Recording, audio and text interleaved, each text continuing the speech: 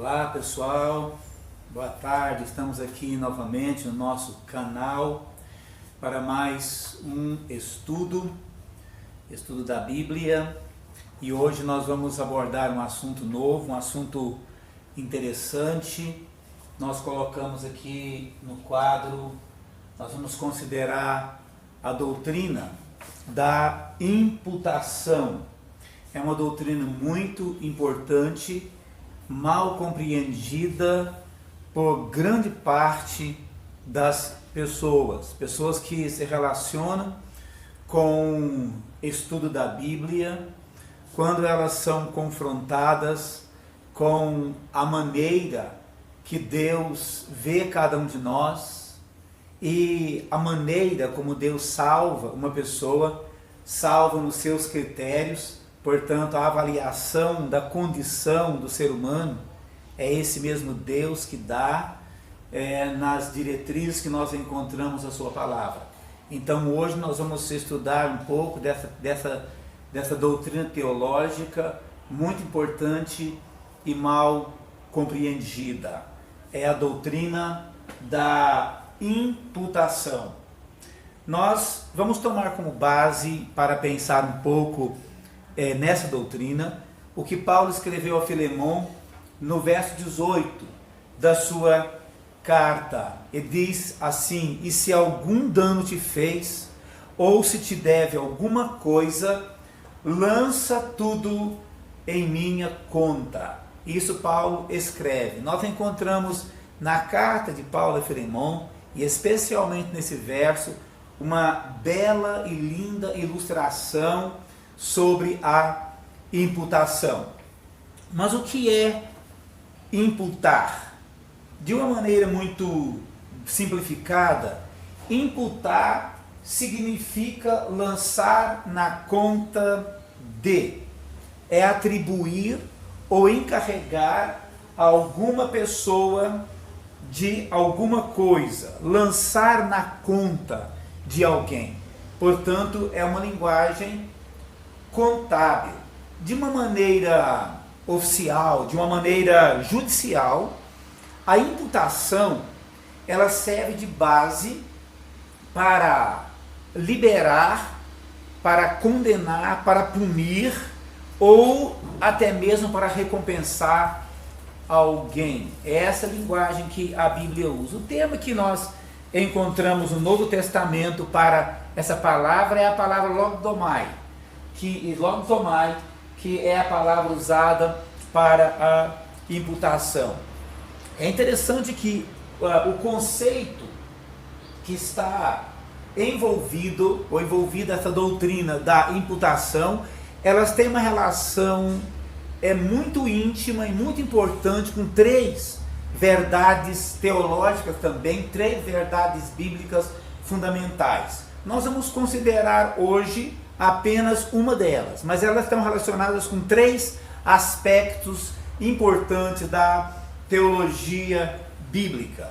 O primeiro conceito, ou a primeira relação que a imputação tem com essas três verdades, é o pecado original, isto é, a culpa de Adão que é imputada, que é lançada para toda a raça humana, sobre toda a sua descendência. Então, primeiro aspecto, que é a imputação, o lançamento da culpa de Adão, o pecado original, é imputado sobre toda a sua geração, sobre toda a raça humana. O segundo aspecto de imputação que está relacionado nas Escrituras está relacionado com a expiação, está relacionado com a maneira, uma das maneiras pelas quais, ou um dos aspectos pelos quais nós devemos entender para entrar numa relação com Deus e uma relação de salvação, que é a expiação, isto é, os nossos pecados, a nossa culpa, ela é imputada a Cristo. ela é lançada na conta de Cristo. E o terceiro aspecto, e o aspecto lindo que complementa essa doutrina da imputação, ela está relacionada com o fato positivo da justiça de Cristo, da perfeição de Cristo ser lançada na nossa conta, lançada a nosso favor.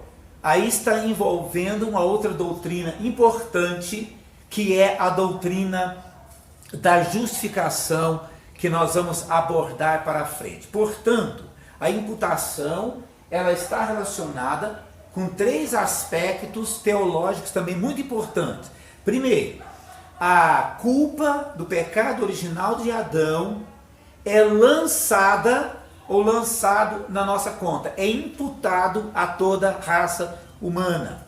Segundo aspecto, que o nosso pecado, a nossa culpa, ela é lançada na conta de Cristo. É a doutrina da expiação. E o terceiro aspecto, que é a pureza, a justiça de Cristo, lançada na nossa conta, que é a doutrina da justificação. É esse quadro que é lindamente apresentado na carta que Paulo escreve a Filemon. Agora, existem algumas posições teológicas a respeito do tipo ou da imputação.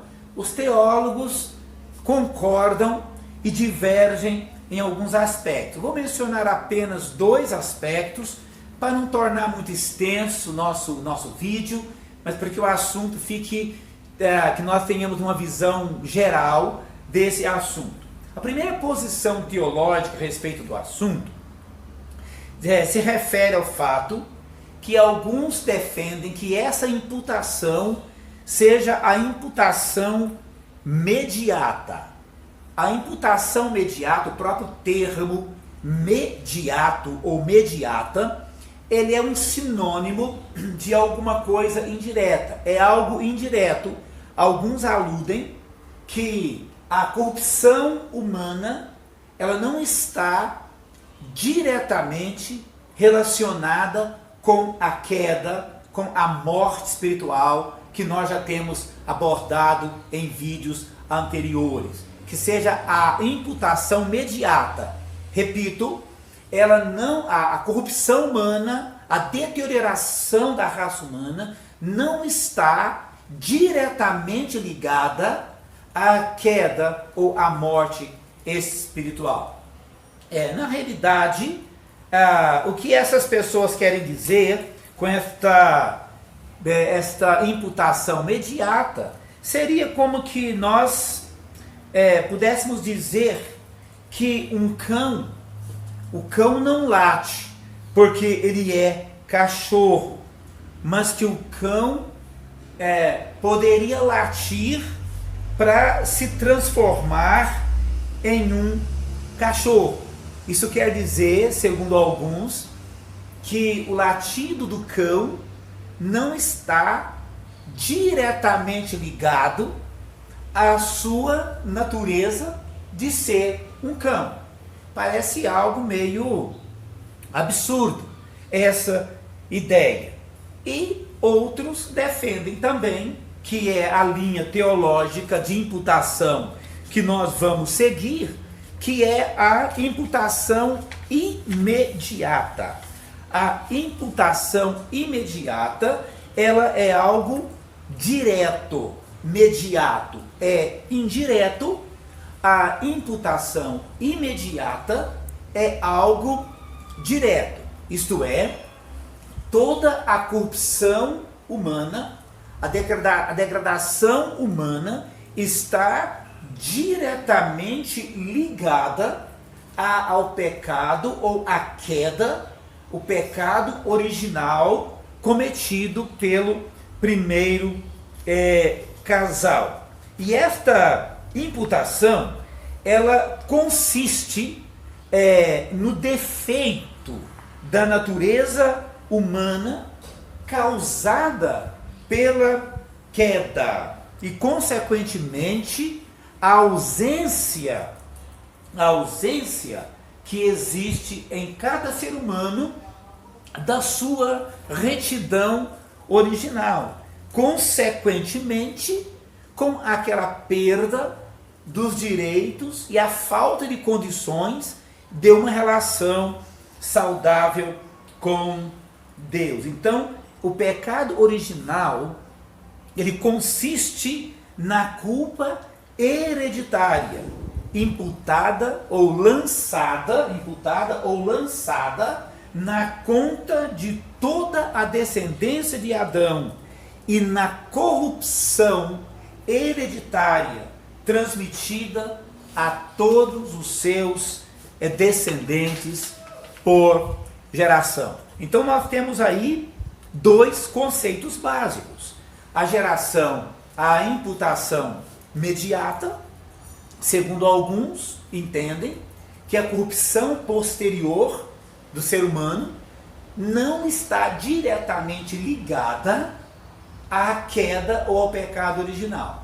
E a imputação imediata, que ela alude ao fato que o que o ser humano se transformou depois é consequência daquela queda, daquele pecado original. E ela descreve a falta da retidão original, a falta da santidade original, a perda dos direitos, a quebra da nossa relação com Deus, que nós temos considerado chamado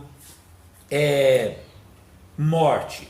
Eu quero notar aqui com vocês algumas coisas que estão aludidas em Gênesis capítulo 4. Gênesis capítulo 4, inclusive ali nós encontramos um sinônimo, uma continuação das consequências de morte encontradas no ser humano.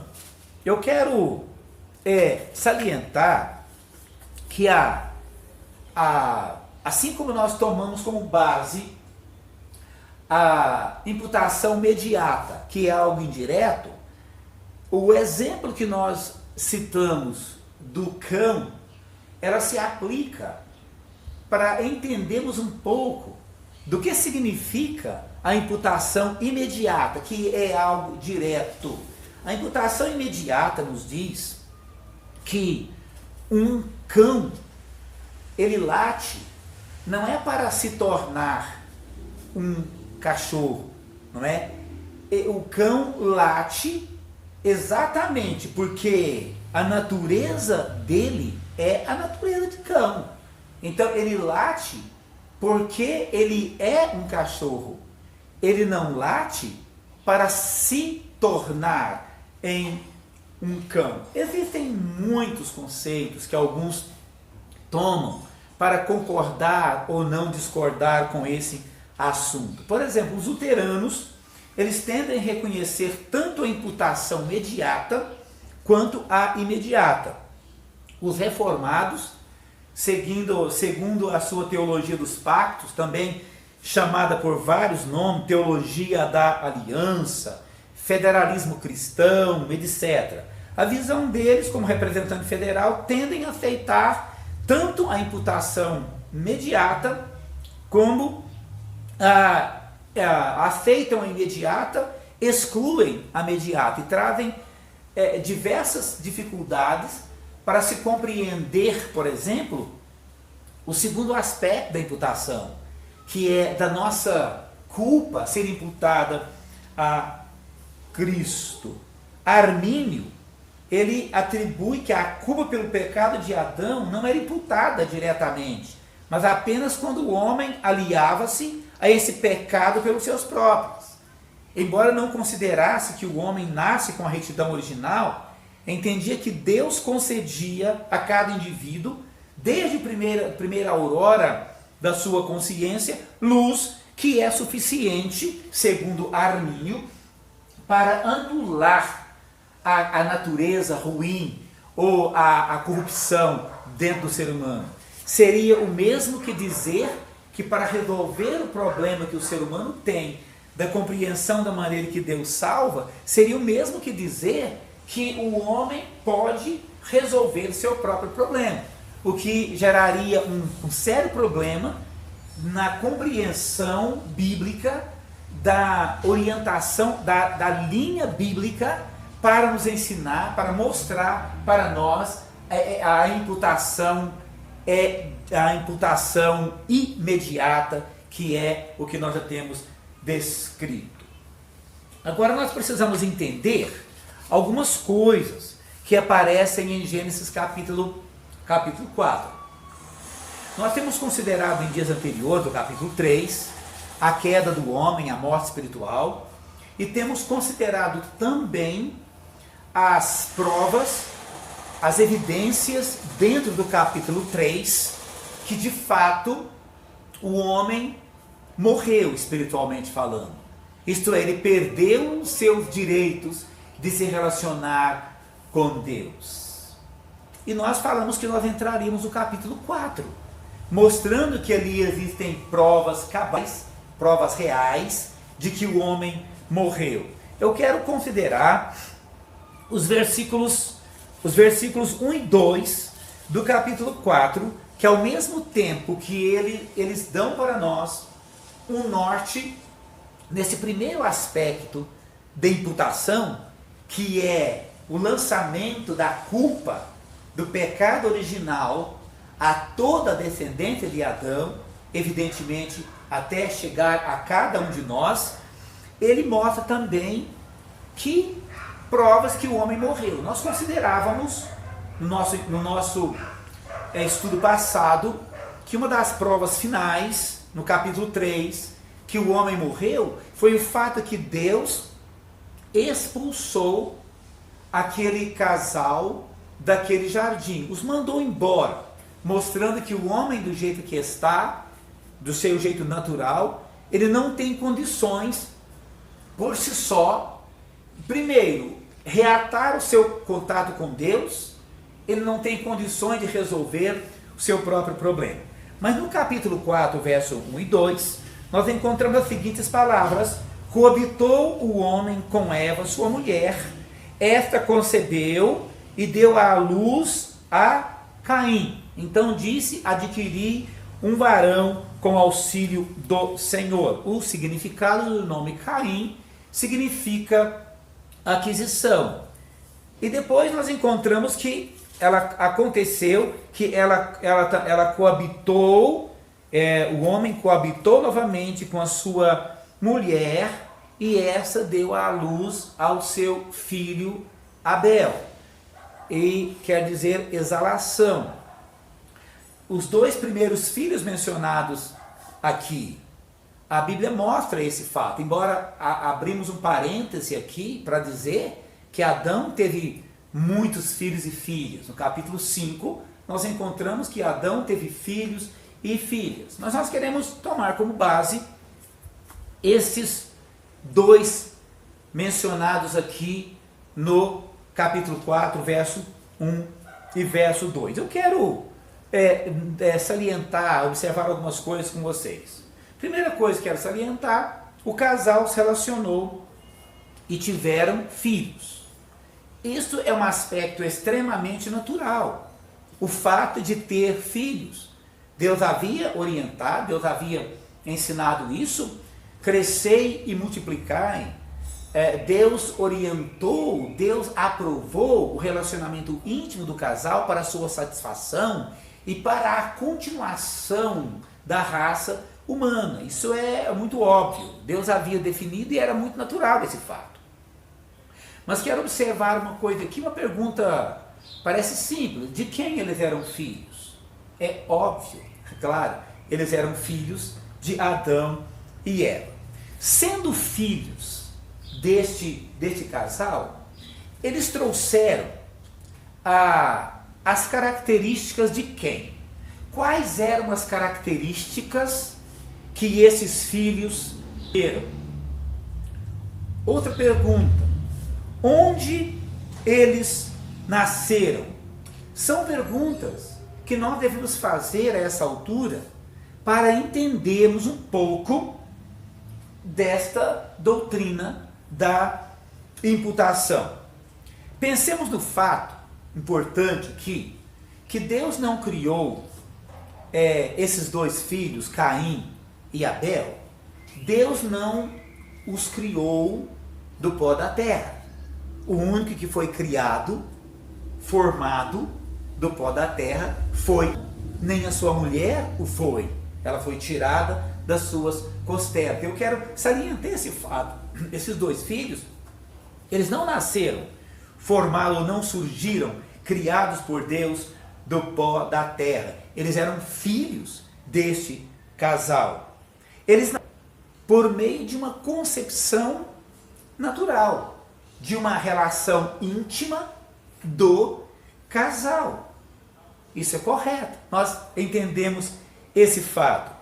Então, a gente precisa, pensando nessas perguntas, de quem eles nasceram, quem eram os seus pais, quais são as características que eles vieram,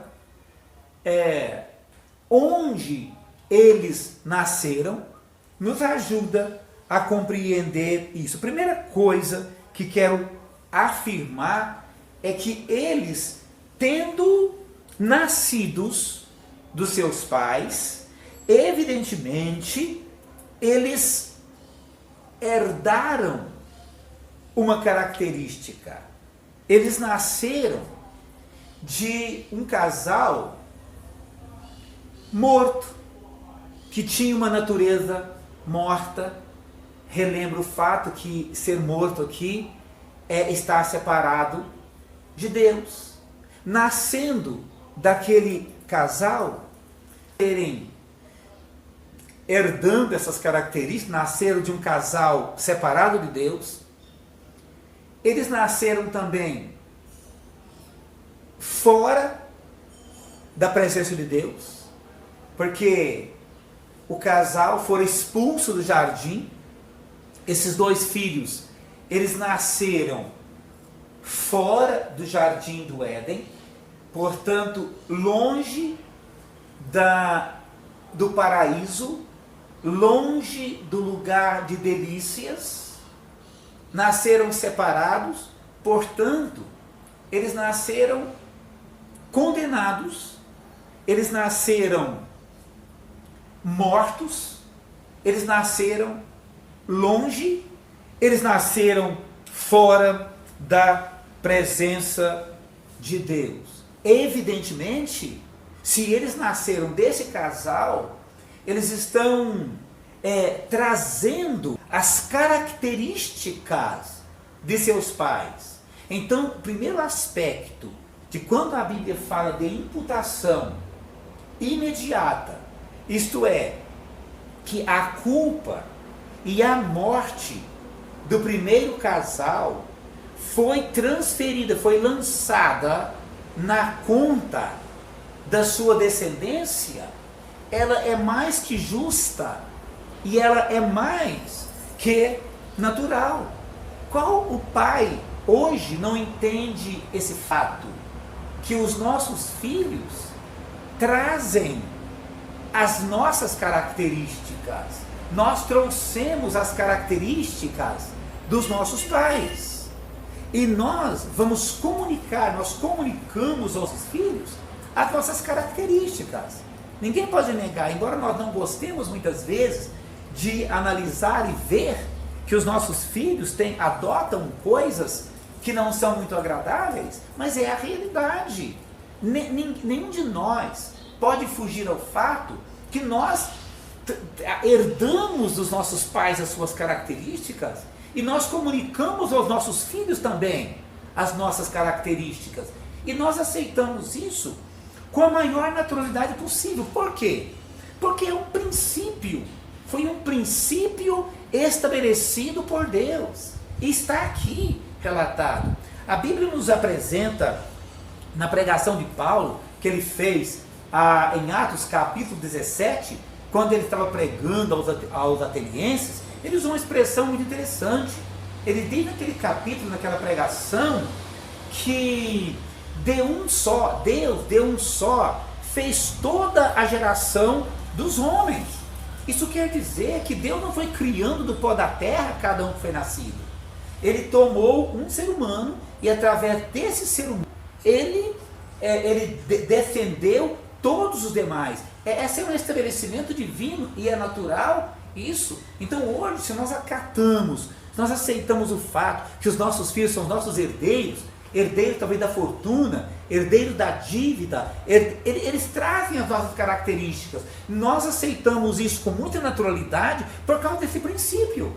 Esse princípio já existia e esse princípio permaneceu. Eu repito, ninguém hoje negaria o fato que os nossos filhos, seus filhos, trazem as nossas características naturais, genéticas. Então, meus amigos, quando Deus, na sua palavra, ele mostra esse fato, que foi lançado da nossa conta as consequências da morte espiritual, Deus estava certíssimo.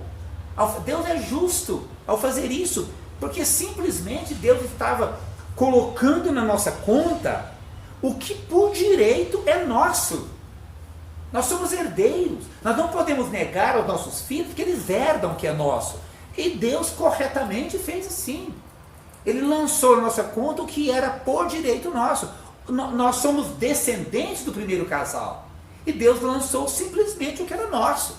Como nos tem como negar que os nossos filhos recebem a nossa herança e tudo que é nosso e as nossas características também. E correto o que Deus fez.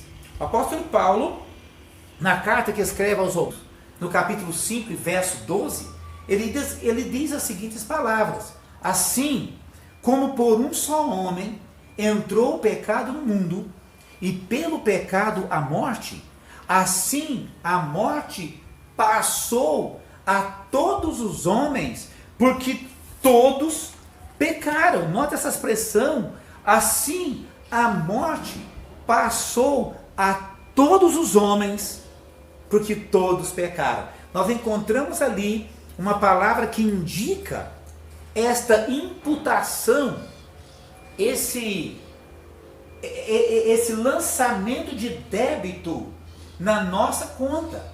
A palavra indica passou. Ele diz assim: a morte passou a todos os homens, porque todos pecaram. Agora é muito interessante notar esse fato.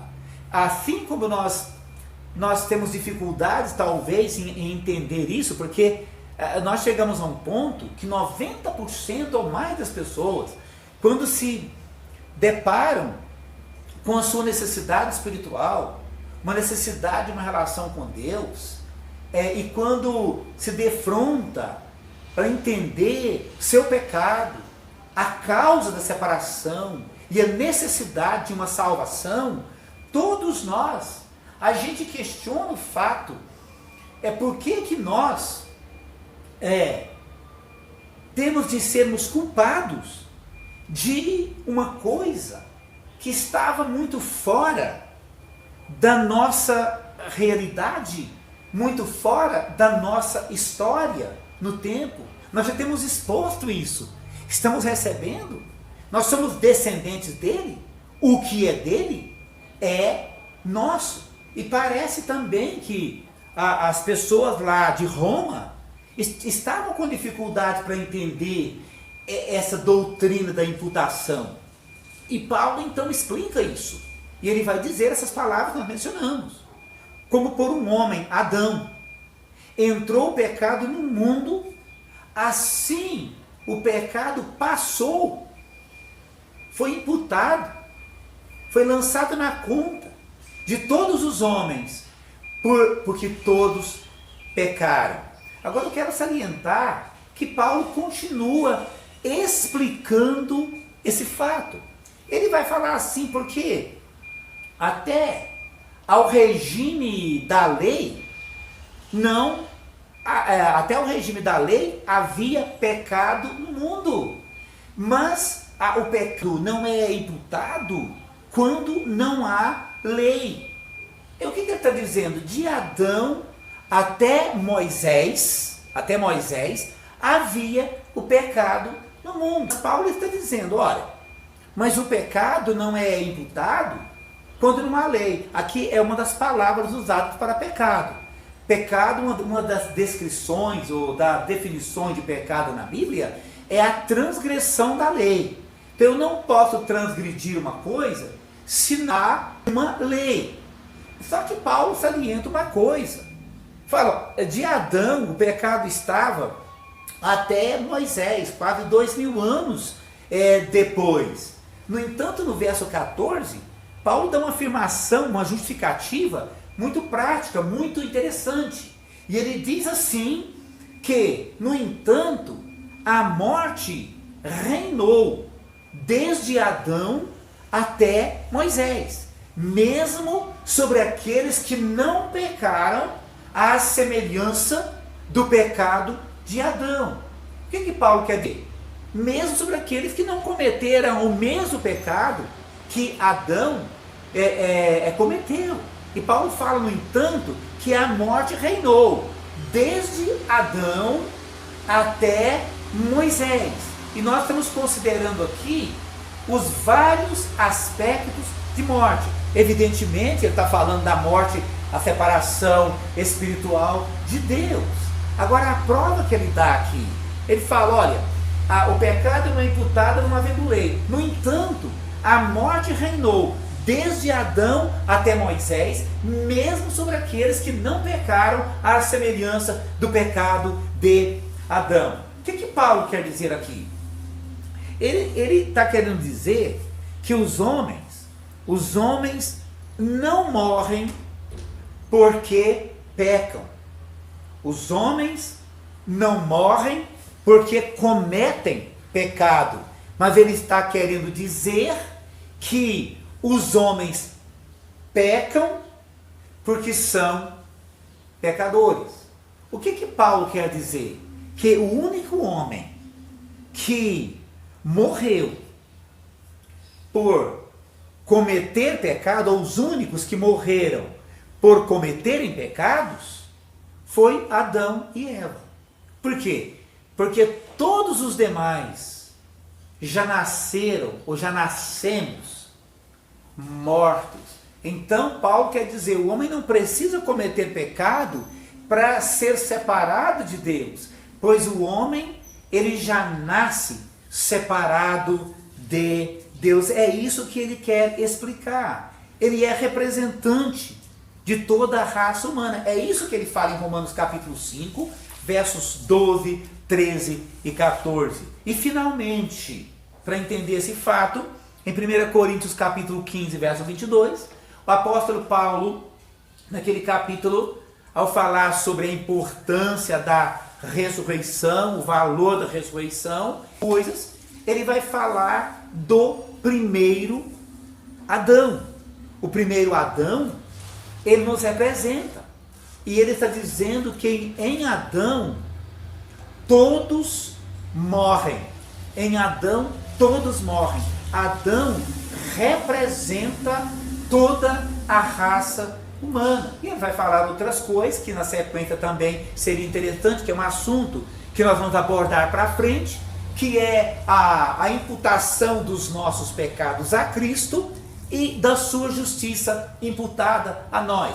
A nossa dívida de pecado e condenação lançada para Cristo e as suas virtudes, as suas justiças lançadas para nós. Mas o que é importante hoje a gente deixar fixado na nossa ideia é que é justa o que a Bíblia ensina sobre a imputação do pecado, da queda original, da morte original, à nossa experiência e à experiência dos nossos filhos e assim sucessivamente. Esta é a doutrina da imputação. E é muito importante que nós, além de entendermos isso, nós possamos ter a visão justa que Deus tem desse fato, que nós nascemos mortos, estamos naturalmente do jeito que nós nascemos, sem uma experiência com Deus, sem entender a salvação de Deus, sem a compreensão clara da maneira que Deus salva, é de fundamental importância que nós entendemos esse aspecto da imputação.